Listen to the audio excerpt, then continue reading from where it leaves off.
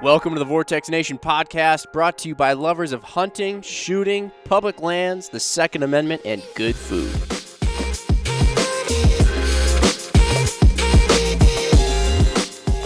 All right, what's going on, Vortex Nation? Welcome to the Vortex Nation podcast, and we are here coming to you from Crescent, Texas, at the Vortex Shooter Source 3-gun match.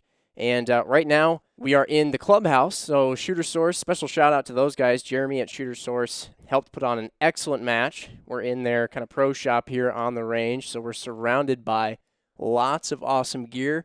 Got a couple of 50 cals in the background, too, and an American flag, so feeling good. And we're going to talk about 3-gun because we're at a 3-gun match. So also just want to give a shout-out to Triple C Range, too, and then, of course, all these ROs out here and volunteers making this match happen. It's been a really cool one. Couldn't do it without them. But anyway, so to introduce who we're with here, we've got a few folks from Vortex and a few folks from outside of Vortex as well. So Jimmy right here talking now, and then I'm accompanied by Ruben, Jameson, Nick Miller, and Ryan Reed. Ruben Alex and Jameson Schleicher for reference there on the last names. But anyway, got a wide variety of skill sets here, and we'll have everybody introduce themselves, and maybe we can all introduce ourselves and then give like most embarrassing 3-gun story or something like that along those lines. And we'll go around. But anyway, Ryan, if you want to kick us off. Absolutely. Ryan Reed. I live outside of Little Rock. I've been shooting 3-gun for probably 7 years now.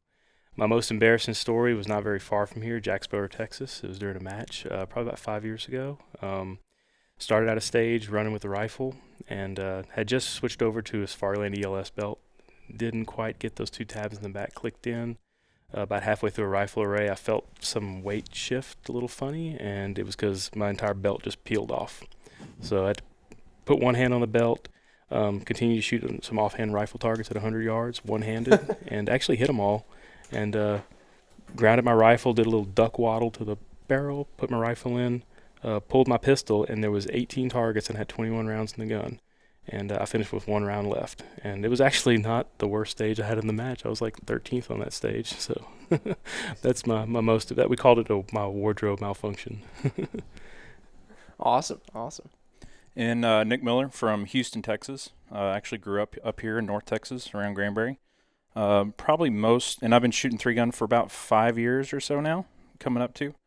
Probably most, and it's funny, the most embarrassing moment is probably at this match. Stage 10, this is a coaching match, and I'm sure we'll get into that. Yeah. One of my fellow Dissident Arms guys was, I was coaching him, and he went a little too far, and we're not used to coaching. And so I told him, stop, 180, come back. Well, what 2 words do you not say in a match? Stop and 180. So he kind of looked at me like, what's going on? Oh, sorry, just keep going. And he realized that it was not the RO saying that, it was his coach, and he continued. So it was all in good fun. Yeah, a little hand slap. Yeah. Awesome. Well, Jameson Schleicher here. I work at Vortex, and this was my first match. Probably most embarrassing story is timing out on 7 of the 10 courses or something like that. I don't know, but it was fun. Yeah, that's not that bad, though. No. I mean, first match ever. Yeah. Yep. Yeah, you don't have anything to be embarrassed of. No. Yeah, right. And these were all big stages, a lot, like heavy time. So. Ruben Alex. I work at Vortex in the sales department, and my most embarrassing match was at I believe it was at the Jeff Kirkwald match up in Minnesota 2 years ago. I was shooting one of the best matches I've ever shot. And we had a stage where you had some mixed slugs and stuff like that. And so I've got Remington buckshot and Remington slugs. They're both green. So I was like, well, I'm not going to be for a while. So I'm just going to hang out here and reset. And they called my name, and I was like, oh, man, I didn't think I was up this soon. So I run to the truck, grab some ammo, throw it in. I just burned the stage to the ground. The RO came up to me afterwards, and he's like, and, you know, of course, I'm fist bumping everybody. Like, that was awesome. That was amazing. Like, second fastest time of the match so far. And he's like, hey, this was slugs, right? And I was like, yeah. And he's like, okay, use buckshot. I think there was like 9 slug targets. I hit it. I hit all of them. Buckshot Rube. Yeah, Right. that's what they call me. Right on. Right on. Double Odd is my nickname. Double Just odd. to Okay. All shorten right. it Well, up. that's a good one. That's a good one. Well, then on the mic, I guess I've spoken before, but Jimmy here. My most embarrassing 3-gun moment would be at the Hornady Zombies in the Heartland match last year. That happened to be my first match. I had a drum mag that I was going to start a stage out with, where there was a lot of AR targets, and I went to, being naive, I loaded it up as full as you could possibly get that thing, and slapped it in the gun at the beginning of the stage, went to go take a shot, and I heard a noise, just clunk, and I looked down, and there's my drum mag, and so I'm like, oh, all right, got to pick that up, so threw it back in the gun, tried to rack everything, get reset again, went to go get my sight picture again, boom, clunk, hit the ground again, go down, bend over, pick it up, grab it up again. I think I did a third and maybe a fourth time. I just kept over and over and over. I didn't learn my lesson. Then I think that I tried stripping a couple rounds off the top, put it back in the gun, and I think it even did it one more time, and I just gave up. And just like, all right, I guess I'm not shooting this one. So that's not a coaching match either. So no, yeah. Me and Rob Tater just standing there like, I'm over there just looking like an idiot. But yeah, that one got me pretty good. But part of the reason, that we're talking about some of these kind of funny, embarrassing moments maybe, or just learning experiences. Like we said, we have a wide array of experience levels here. Jameson, for example, is literally fresh off as of an hour ago or so. His very first match ever, kind of dove in head first with this match. Hadn't gone to even any local matches at all, just like one day out practicing or something like that. And then we're out here in Texas at this fairly large match. So, and then of course, like we said, Ruben, Nick, Ryan, they've been around the sport for between 5 and 8 years. And I guess, well, then you have me. I'm not going to say I'm an expert, but I've at least been to one, competed in one, and been to a number of different ones. So, a few of the things we want to talk about, just were like, what at this stage in your career, for lack of a better term, are you thinking about? So I guess we can start with Jameson, since, like we said, you're fresh off your first one.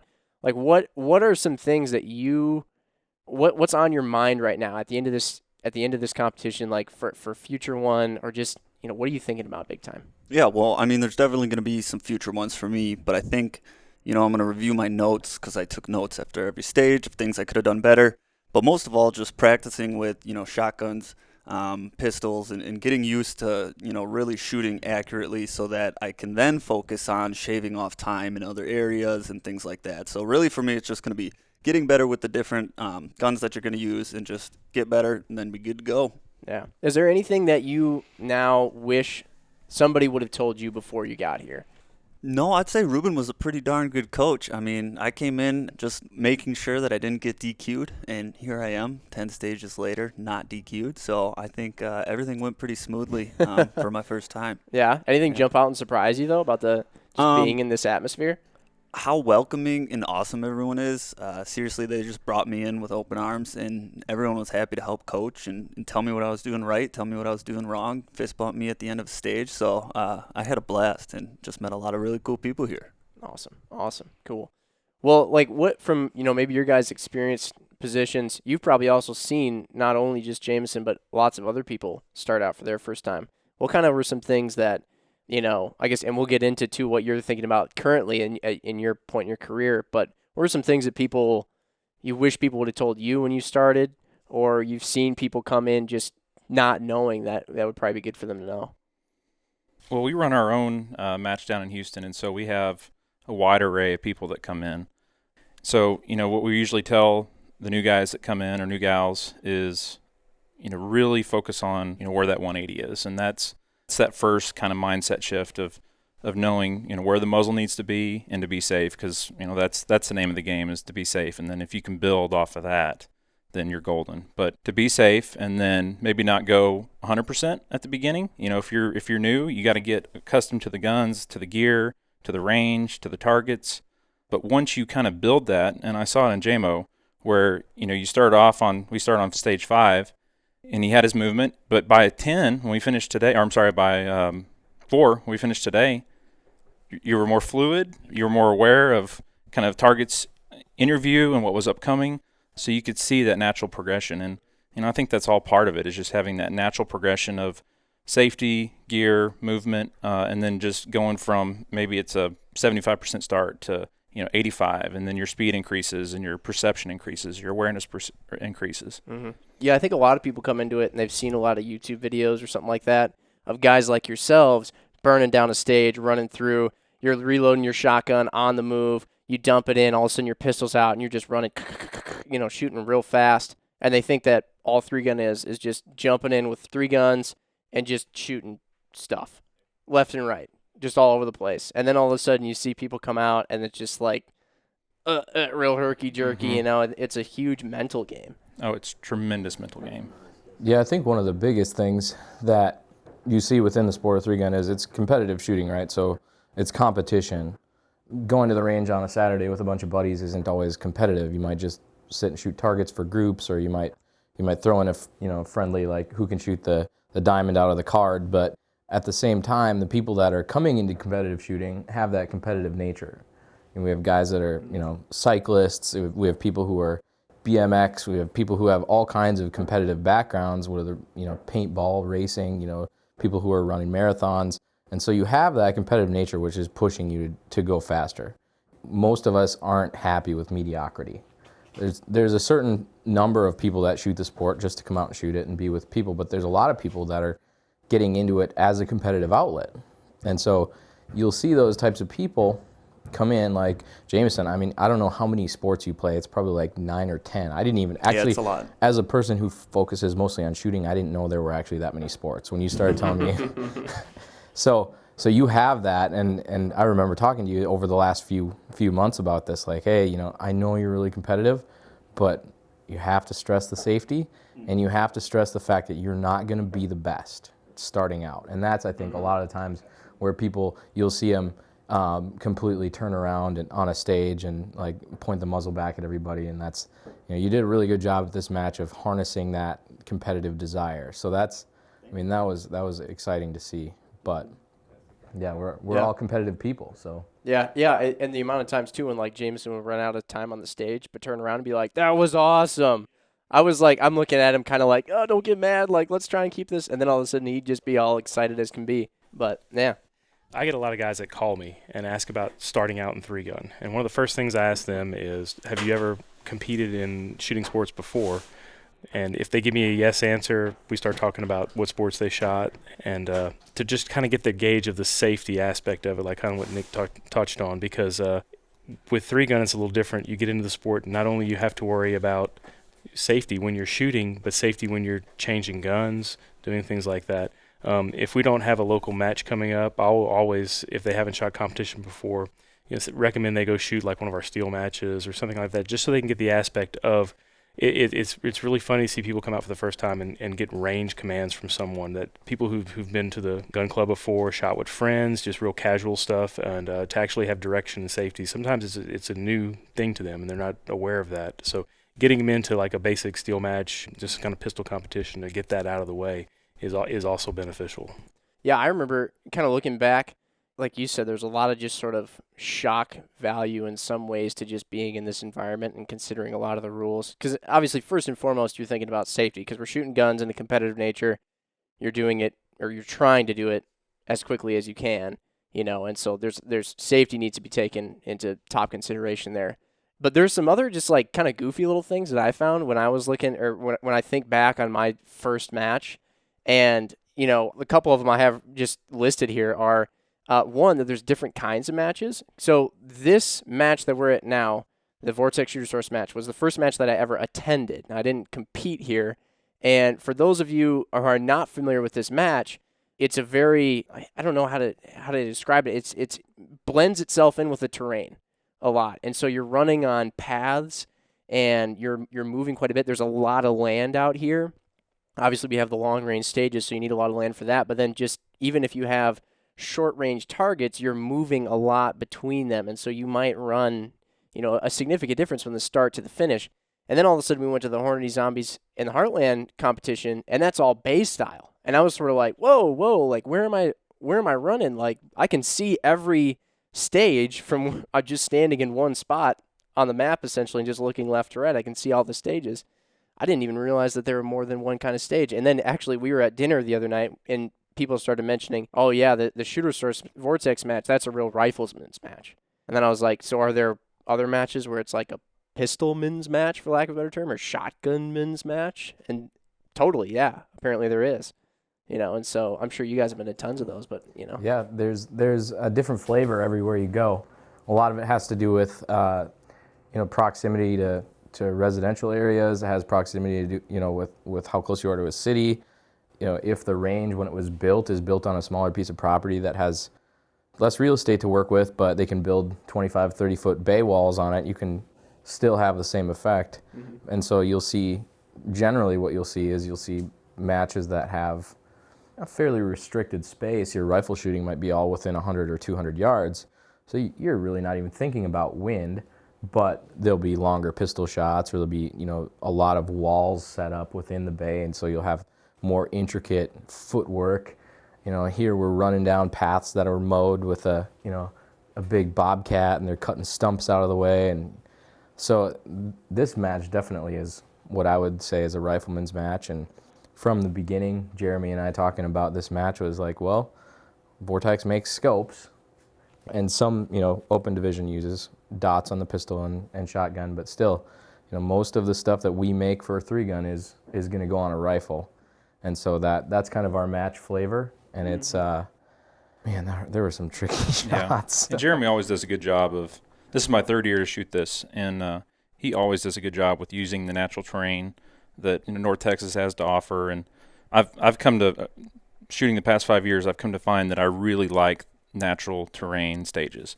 I don't mind bay stages, but there's just something about snaking through trees, and you'll have a target that just appears on your right, and you've got to remember that there's 2 more targets on the left, and they're going to be hidden in some trees, and you're shooting over a ridge or off a ridge, and you finish and you look up, and you've just got this amazing scenery that you're able to look at and shoot in. So yeah, I'm a big fan of natural terrain and being able to use the long range that it offers, not just on rifle but on pistol too, and having some pretty challenging pistol shots and slug shots. Absolutely. And something he's done well here too over the last 3 years is you go to some matches and you're a repeat customer, and you kind of see the same thing coming back over again. And we shot on pieces of property that we haven't shot in the last 3 years here, so that's good. It keeps challenging the shooters that have been coming, and it also offers more to the ones that are coming for the first time. It's a real skill test match. There are matches around the country where I know that if I go there, I better have this figured out and this figured out. And here you can't really focus too much on one thing. Like in your preparation for the match, you're like, well, I better be good at I better be good at everything. Yeah, you better be good at 3-gun for this match. Exactly. Yeah. Yep. Exactly. Yeah. And that brings up too, and I want to get Jameson's take on this as well. But another thing that I've found surprising, and I at least got to know it because I attended this match before going into my first match to compete. But when we got to a stage, all of a sudden everybody's doing air gun. And when I say air gun, I mean like air guitar, and people are faking like holding the guitar and playing and whatnot. They're playing like air gun where they're all running through a stage. You get 5 minutes before you actually start, and everybody's like running around like pretending to reload an imaginary shotgun. And I'm like, what is going on here? And I found out that that's recon or a walkthrough, and it plays in a lot to that mental aspect of 3-gun, where you can't be physically fast unless you're mentally fast, and you can't be mentally fast unless you prepare yourself. But Jameson, you blended right in with it. I mean, on stage 1, or I guess whatever, stage 5, our first stage, you were already doing the whole, like air pistol, air rifle. You were doing all that stuff. What'd you think about that? Yeah, well, it definitely helped, and especially with like shotgun reloads. So you have to count the targets, and for our division, we started with 9. So you count down 8, 7, 6. Okay, I'm gonna reload 4. Then I'm gonna go to the next target. So it really did help you get an image or a mental image of what you're gonna do on the stage, and it helped immensely because it's just like, free throw in basketball. You just envision the shot with your eyes closed, take it, and you do it, and it's 10 times better. So here it was just, okay, here's every single target, here's where I need to reload. And then, like you said, Nick, some of the ones that were more hidden, you forget about those if you don't walk through and look at it and make sure, okay, I have to remember there's one on the left, deep in the bushes. And even the final stage, I almost forgot about one on the far right, but luckily we had the coaches here, and so they were like, far right, so I was able to do it. But yeah, definitely helps a lot, especially for the beginners. Mm-hmm. Yeah, and it goes too, like any idiot can just sort of run through the stage and probably hit every target eventually. But when you're timed and when you have to consider safety in the 180 as well, I mean, how many times were we going through the walkthrough and someone would be like, you got to shoot these from this bucket or this stump or twig or whatever, because if you run past that and try and turn around and shoot something, boom, you break the 180 and all of a sudden you're DQ'd. Whereas, again, like you said, I mean, if you're just running through by yourself in some big, wide-open jungle, you could probably shoot everything however you wanted, but, you got to consider you don't want to aim at people who are back spectating or videotaping. Yeah, they didn't do anything to deserve that. But, yeah. Yeah, even the mental, I mean, mental's huge in this game, and I mean, it's just as important, if not more important, than loading your mags. I mean, you've got to get up there and visualize every shot, walk through it. Visualize hits. Visualize hits, not shots. Actually, absolutely. And for me, it's like 3 times. Like I have to do it at least 3 times, and visualize it 3 times, because if I do it less or I take it for granted, then I will notice it when I go to shoot that stage. But that 3 times or more is my goal for every stage, and not just like, say on a Thursday if it's a Friday, Saturday, Sunday match. Not that walkthrough, that initial walkthrough, but it's when we get to 5 minutes, I've got to do it 3 times. That's just my magic number. And when I get to I do the same thing as Nick. When I get to the line and we get the make ready command, and I sit there and I think about my first array, how is this going to start and what I'm going to do, and get that down. It's all mental rehearsal and building muscle memory. Even the continuous walkthroughs, the looking for your points you want to hit, where you have to engage targets here because they will disappear if not, or come into play. In a lot of sports, you do one thing and it's done. But this, you got to mentally prepare for the first portion of a stage, which may be pistol, and then once that's done, the next stage. And this is a lot of focus with this. Mm-hmm. And you're mentally preparing and physically preparing too, sometimes with what you load or how you load or whatever, for potential failure, for lack of a better term, too. So, and that's interesting, because sometimes if you plan for failure, you're telling yourself it's going to happen. Right. Yeah, exactly. So there's kind of that, you play a balance. little mental game with yourself sometimes, but at the same time, you need to go in. If there was 20 rifle targets out there, are you going to go in with a 20-round PMag? Rube probably would. Well, Rube's pretty good, but a lot of people go in with like 2 30-rounders or something like that, just in case. Absolutely. I had a guy I shot with a long time ago. He's been shooting since the old Soldier of Fortune days, and the best tip I got from him when I started was, whatever the round count is, put it on your belt. If it's a 20-round shotgun stage, you better have 20 rounds of shotgun on your belt, not counting what's in your gun. Have that extra on your belt to go to in case you need it. And then not mentally preparing for failure, but have your training and your practice sessions where if something happens and you do miss, you react quickly. If I miss, if I'm real tight on a shotgun count and I've got, my plan has my loading's going to have 2 more rounds in it than the gun, and I miss twice, before I go to that slide lock or have to manipulate the gun in an awkward situation, go ahead and throw more rounds in the gun, get it in there quickly.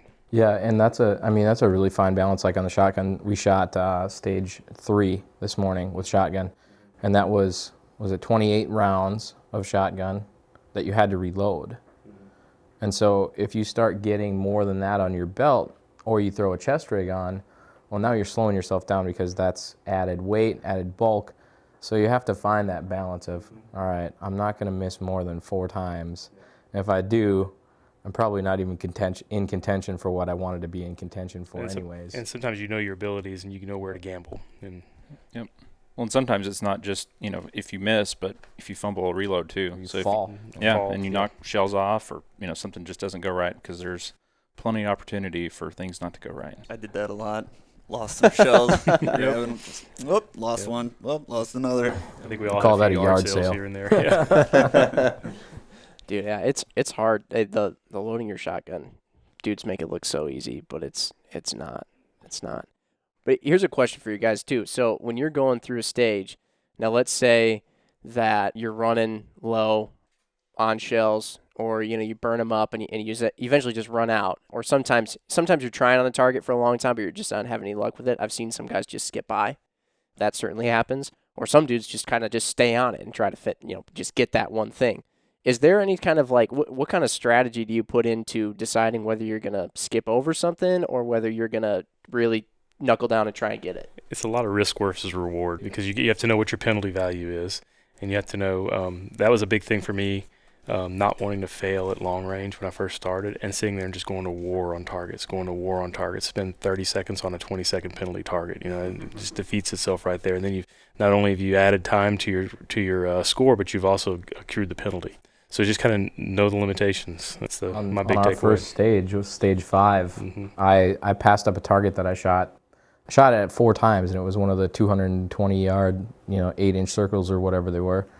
And so I kept moving, knowing that I'm not going to sit here and waste a bunch of time on this target because I need to get all of the other 17 long-range targets there were on that stage. And so I came back to it then at the end, and I didn't remember which target it was because the arrays were all blending in. And so I sat there and looked, and I wasn't breaking shots, so of course the timer isn't picking anything up and adding to my time.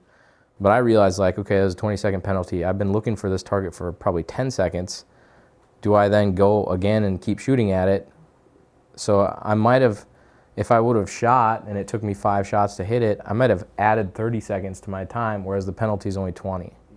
So it's an unfortunate thing, but you have to play that in your head beforehand, otherwise you're gonna. Well, and then I even look at what was it, stage 3 that we started on this morning. You start with 2 slug targets, and then you go through 26 more bird shot, and then you have pistol at the end. And so for me, I just knew I had 4 slugs in my shotgun. I was gonna shoot 4 times. If I missed it, I'm going to the next one because I didn't have time to finish the rest of the course unless I made sure I got those out of the way and just kept moving. So even for a beginner, it was just like, okay, I know I got to do this. I mean, that was a good call. Absolutely. Understanding your capabilities and dealing with it. Any changes, any alterations to your load could have potentially put more slugs in your shotgun, which you could have shot at the star, and your day's gone then. And that all comes down to that mental preparedness again, where you may be walking through the stage, let's say a long-range stage, and there's 18 long-range targets, and you're going to say, okay, there's a 550 target out there. I'm going to give myself 3 shots. Mm-hmm. But on that 3rd shot, you're like, oh, I know I can hit it on the 4th. I know I can hit it on the 5th. Yeah, and the 5th, and then the 6th. Or if it's an array of 300, and you really struggle with that first 300 or 200 or whatever, name your distance. But then you go 1 for 1 on the other 3 300s that are out there, and you're like, well, how come I can hit those? And then you pull back over and start missing on that first one again. That all comes with the territory of shooting 3-gun and kind of getting your plan and sticking with it. Definitely.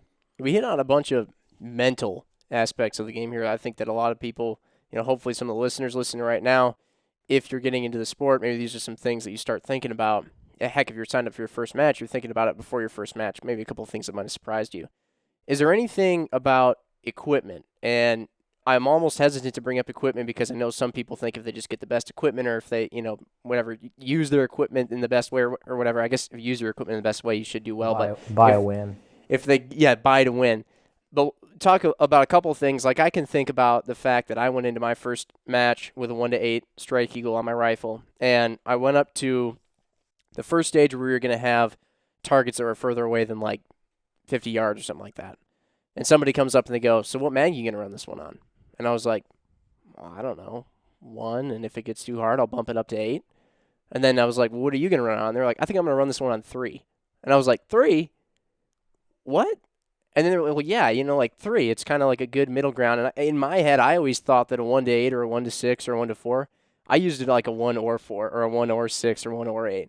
And so all of a sudden, people started talking about using it on a middle magnification. I'm like, can you even do that? Is that allowed? It was bizarre for me. And of course, I'm coming from an optics company, so I probably sound like an idiot right now. Any other things like that or just, kind of elaborating on that you guys have noticed? I think it just comes down to experience again, right? So it's like stage 8, again, the Connex. I keep going back to this stage. You start off with slug, dump your shotgun, and then they had 12 BC zones at, I think, 75 yards. And then you went long range from there, out from 200 to 550. So if you were to start on 6, and some people did, and it really comes down to preference again. But if you're on 6 shooting those BCs at 75, you're going to get a lot of movement in that scope. And so that's going to slow you down as you're settling back in and cracking each shot. I ran that on 2.5, and I had a pretty good run on those 12, and then zoomed up, and that's just part of my movement. As I finish that 12th round, I grab the throw lever, and then I go to town on the long range stuff. And a lot of that isn't necessarily even zoom, it's field of view. Exactly. So, yeah. Exactly. so 'Cause if you you've can got a see, big array that's the same target presentation, you don't get lost. you don't want to get lost. And I did notice a couple people that started just on 6 power, they shot the same target 4 times, like because the recoil throws you off a little bit, and you can only see one target and then the one next to it if you're zoomed too far in. And so like that, I mean, that addresses that. But Over magnification, yeah. And you were talking earlier too about how small some of those targets get, and if you're trying to use 1x or something like that, it can be tough to see those things. It can. What I do, like what Nick was talking about, if you have an array that's separated like that, it all depends on time, and if you have the time, if you want to take the time to change the magnification, throw it over, what benefit are you going to get from it? If it's a lot of long range, that's what my reticle's calculated with my ammo, and I know where the holes are. It's going to stay at 6 most of the time, but you're always looking for that advantage, those 3 to 5 seconds you can pick up, because that 3 to 5 seconds on a stage like that's 5 points, and we'll see the scores later, and you just kind of look at how many people were 5 points apart, and that's places. yeah, and like back to preparedness a little bit on a match where it's going to be a rifleman's match or a shotgunner's match or a pistol heavy match.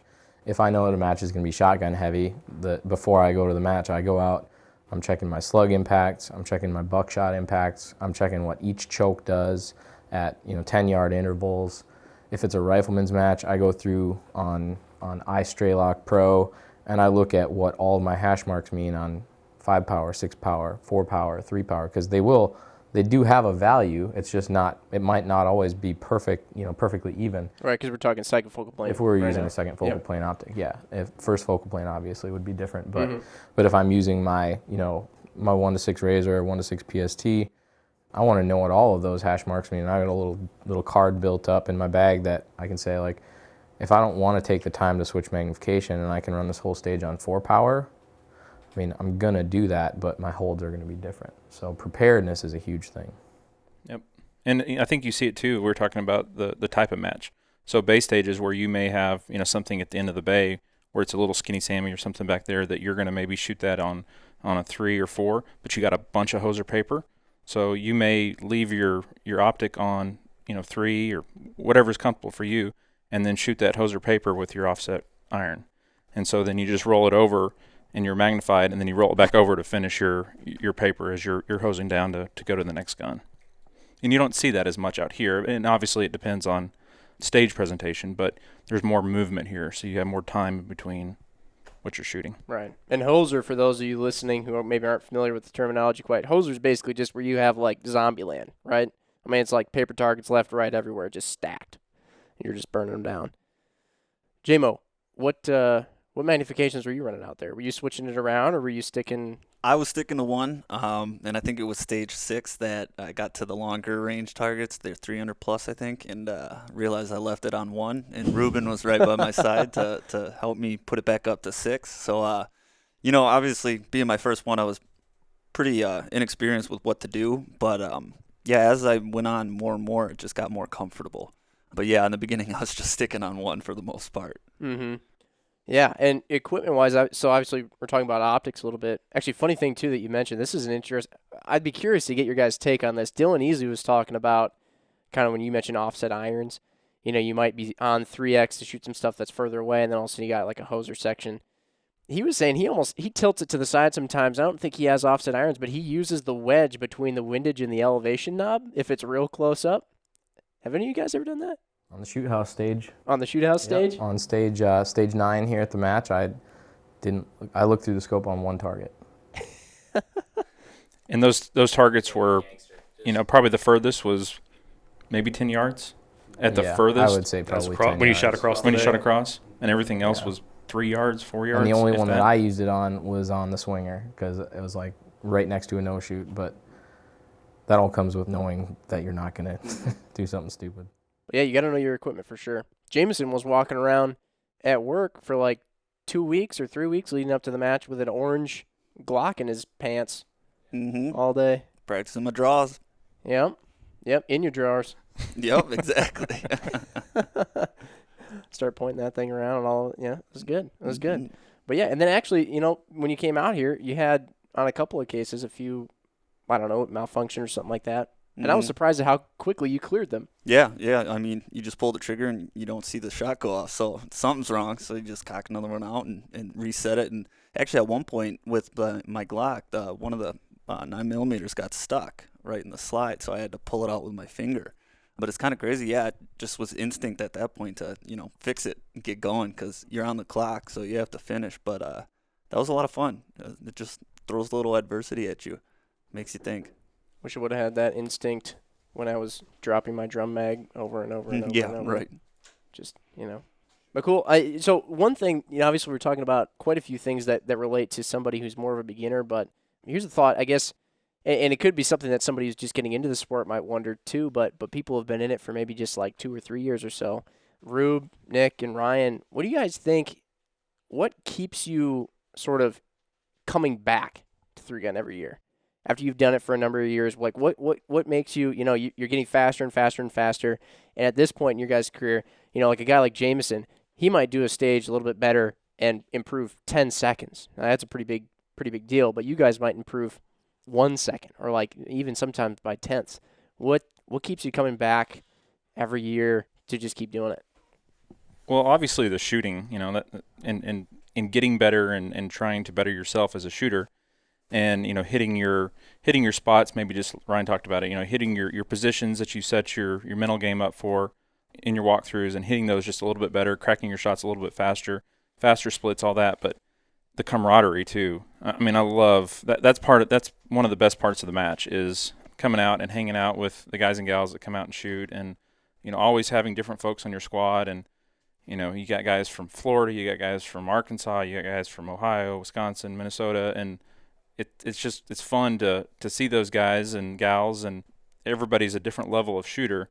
But for me, I really do enjoy the camaraderie that the sport offers. Absolutely. I want to go and see how well I can do and push my abilities to the limit, truly test all the skills that I'm home practicing with. But like Nick said, it's people you don't see. You see them 5 or 6 times a year. It's at matches. You keep up with them on social media, and we text each other all the time and ask questions. Hey, check this out. Look what this new whatever I got here and stuff like that. But the people in the sport of 3-gun are some of the nicest people, some of the most generous people. Last year at this match, we had a stage on a ridge line, and I just was having trouble with my pistol and could not hit anything with my pistol. And I was on my last mag, and I turned around and there's 3 guys holding mags out, ready. Just here you go. Here, finish the stage. Keep going. But and it's funny because we're all competing against each other. But if I see something Nick's doing, I'm gonna go, hey, try doing this. We continuously help each other out, and I don't think you see that in other sports. You don't see that in baseball, football, NASCAR, stuff like that. Those guys are there to win. It's a great camaraderie, a great group we have. For me, it's a big thing is getting out with our customers. Coming from the work side of things, it's getting out to be with our customers, and it's a great environment to get to hang out, get to know people better, and talk to people about what we can do better as a company to make products that cater to them and their needs. So that's part of it. The other part of it is that having a background in competitive nature. I played football and baseball in high school, so I'm not the most athletic guy, but still I enjoyed it, and it was a competitive outlet. This is kind of the same thing. So for me, it's a way to keep developing myself as a shooter, to keep building skills, and to be able to report back to the guys at work and say how we can continue to make products better and better. But I mean, that's part of it. The people are really the thing that keeps us coming back. Is I keep a log of who I all get to see, and we all have different friends in different parts of the country, but this is kind of where we meet up and get to spend a few days. I see the people that I shoot with a lot more than I see people I grew up with, Mm-hmm. So that's a big part of it. And it's worth noting too that pretty much everybody out here, we're at a weekend match right now. Pretty much everybody out here is going to go back to work on Monday. Like it's not your guys' job to be 3-gunners, right? No, not at all. Not at all. What do you guys do again? I don't remember if you mentioned when you introduced yourselves. I'm a registered nurse, actually. Yep. And I do business development for an oil and gas company in Houston. Yep. So yeah, exactly. I mean, you worked all week, and then this is how people choose to spend their time on their weekend. So I think that I've always thought that's pretty awesome. It's a wide range of people that you see. I mean, you'll see doctors and mechanics, and I mean everybody and anybody that you can imagine, out there, and you all share the same passion, shooting and hanging out with a good group of folks. Yeah, sure. and the other thing that's really cool about the sport of three-gun is you can come to a major match. You might say it's like a national level event or a major level event. And if it were golf, it would be like Jameson, it would be like for you just signing up for one of the PGA Tour matches, as your first thing. And like, if it was golf, you would have had to spend years and years trying to qualify for that and thousands and thousands of dollars in fees to get there. I mean, we spent a lot of money on ammo and gear, but still, there's no other sport where you can just go. You couldn't just sign up and be like, "Hey, Tiger, you wanna be my partner today?" Like that doesn't work. But in this sport, Jameson, you can squad up with guys who, might be in the top 5 or top 10 at this event, and you could do that anywhere at any match. And I think for me, obviously I'll piggyback off what everyone said, but I want to go out to my next match, as soon as I can, just to take what I've already progressed and just keep getting better and better. And the other part of it, again, piggybacking on all of you, is just the people. I didn't know our whole squad going into this, except for Ruben and then the team I came down with, and Adam as well. But I have laughed so hard this weekend, both on the course and off, and it has just been so much fun. And I just feel like I have a whole new group of friends now that if I ever, got a text or a call, I'd be happy to talk to them. So you really just meet people, and even some of the people that weren't on our squad, you meet them and you just know them because they're at all the matches that you're at. But yeah, it was so much fun just being out here with all these cool guys and girls. Yeah, everybody's out here because they want to be out here. Mm-hmm. I mean, I can't speak for, I'm nowhere near a pro level NFL or basketball, NBA player or anything like that. But, a lot of those guys, in some regards, I kind of look there and it's sort of like, if you weren't there, you're probably going to get in trouble. You kind of have to be there in some regards. And I'm sure that they love their sport and everything, but kind of has that forced nature to it in some regards. But everybody out here, ROs are out here spending their weekend time, and people competing are out here all on their own. So, they're out here to have a good time, and everybody's super friendly. Yeah. We have a thing here that we do on the Vortex Nation podcast as we start wrapping up, which we should start wrapping up so we can get to the final closing ceremonies. But everybody gets a last call. So we'll do last call, and this time we started going to my right. We started with Ryan, but this time we'll start to my left with Ruben. Ruben, you get a last call. And just close it out before we head on Just out. anything? Anything. You should be careful when you say that to me. Okay. Anything that's mildly related or better. One of the things that I always wish that I did when I started shooting matches was I wish that I wouldn't have been afraid or embarrassed to ask for help from the people that are competing at a high level. And so you look at guys like when I was growing up, I was watching Hot Shots and like these different shows where I'm watching Jerry Michalik and all the guys that I've watched for years before I ever competed. And now I just go up to Jerry and talk to him. And I think the big thing for people to realize is that anybody can go up to anybody, speaking in general, and you could be like, "Hey, I need some help with this. What's your advice?" And people in the sport are always happy to help. I mean, we've talked about the people a lot today, but one thing we didn't say is like they're always happy to help. If you have a question, you can go up and ask people. That's a big thing. I wish I would have done that more because I probably would have progressed faster in the game. And I know that because there are guys that I've watched that start, and I'm like, oh yeah, it was his first match this weekend. And then he gets a good mentor, and then he surpasses me a couple of years later. Like I've been shooting 3-gun for 3 years longer than Nick has, and Nick's probably going to spank me at this match. So, we'll see. But I mean, it all boils down to having help, not trying to do it on your own, and being willing to admit that, like, okay, the way I was doing this wasn't the right way to do it. I got to swallow my pride, and what I've been practicing in my parents' basement for the last 6 months isn't going to work, no matter how much I try. So ask for help. Don't be afraid to get a mentor. Sweet. It's a good one. J-Mo? Yeah, so my last call is basically going to be for all the people out there who are beginners or looking to get into it but are a little hesitant, maybe on the edge. Just jump in. I dove into the deep end here with almost no experience and shooting a handful of times. Find one that's close to you. It doesn't need to be a big major event. Just find one and do it. And you'll realize real quickly how fun it is, and you're going to get hooked. So just if you're thinking about it and you're not sure, find one. Maybe get a friend to go with you, squat out with some people, and just have a bunch of fun.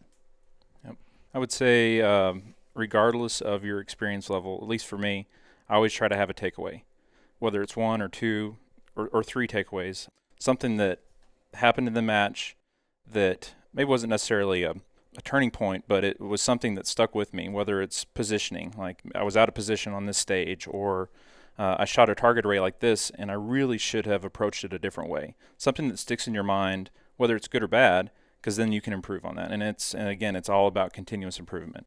So for every match I go to, I always try to have at least one major takeaway from that match, whether it's a local or major, something I can take back and chew on and fix it next time.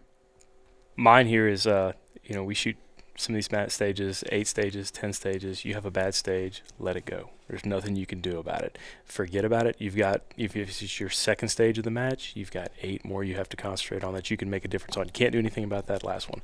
Focus on what's to come, not what's in the past. And the other part is have fun. I mean, this is fun. This is not work. You're out here just to have a good time, enjoy what you're doing, laugh, and cut up with your friends, but when it gets down to shooting time, concentrate on what you're doing, stay safe, and have a great time. Sweet. That's all good stuff. I'll finish out a last call that I think is very fitting, which is next year, Vortex Shooter Source 3-gun match. Whoever's listening, the listeners right now, you got to come down if you can make it out. You got to sign up, compete, hang out with us. It's a good time. Seriously, we now have proof that a guy who's never shot competitively before came down to this match and actually didn't even get last, did you, James? No, I didn't. 148th out of 172. Yep, and there was a couple people that didn't get DQ'd that even finished. 7. Yep, Finished and so he didn't even get last. So you can come down, and it's a blast. You can get coached. Jeremy helps put on a great match. Also, if you're in need of any 3-gun gear, hit up the Shooter Source. Jeremy's got tons of gear. Not to mention the nightly events. Yep. Night shooting, things like that. Yeah, we didn't even just necessarily only shoot competition, because then, what was it, two nights ago we were doing that? It was drive-in movie, too. Night shooting, drive-in movie. Yeah, there's a local museum here with some period pieces, some World War II items, full autos and stuff that we're shooting as well, too. So shoot a all stand kinds or of stuff something going like on that. here.